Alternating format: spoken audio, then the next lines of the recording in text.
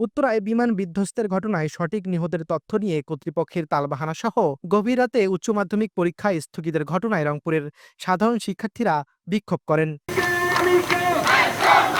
এ সময় তারা শিক্ষা উপদেষ্টার পদত্যাগ সহ দেশের পুরো শিক্ষা ব্যবস্থার সংস্কার চান। আজ দুপুরে শিক্ষার্থীরা রংপুরের শিক্ষা অফিসের সামন থেকে একটি বিক্ষোভ মিছিল বের করে নগরীর প্রেস ক্লাব হয়ে ডিসি অফিসে গিয়ে বিক্ষোভ করেন। এ সময় তারা তাদের দাবির কথা বলেন জেলা প্রশাসককে। আমাদের দাবি দেওয়া হচ্ছে, আমাদের প্রধান দাবি হচ্ছে যে শিক্ষা উপদেষ্টা এত সম্মানী একটা দায়িত্ব থেকেও তিনি কেন এরকম প্রহসনমূলক আচরণ করলো আমাদের সাথে? উনি কেন আমাদের সাথে এই ধরনের আচরণ করলো?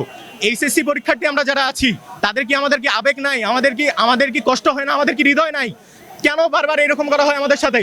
তিনি যখন কালকে যখন আমরা মাইলস্টোনের খবরটা পাইছি, সারাদিন ধরে নিউজ ফিডে ঘুরতেছে এই ছোট ছোট ভাই মাসুম বাচ্চাগুলা, এদেরকে দেখে কি হৃদয় কান্না করে না?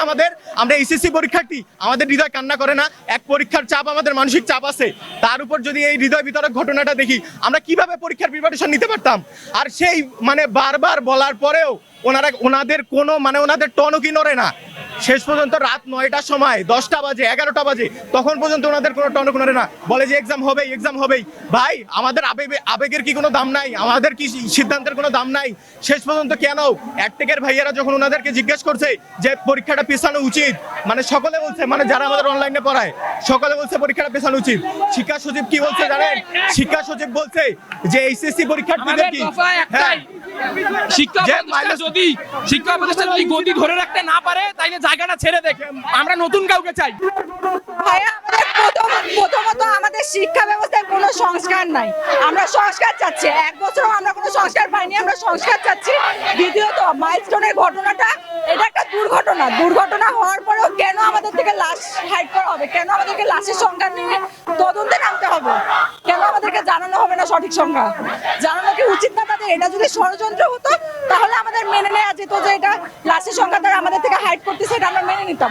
আমাদের যে ছোট ভাই বোনগুলো মারা গেছে, কেন এখনো তারা নিখোঁজ? কেন তাদের লাশের সঠিক সংখ্যা আমাদেরকে জানাচ্ছে না?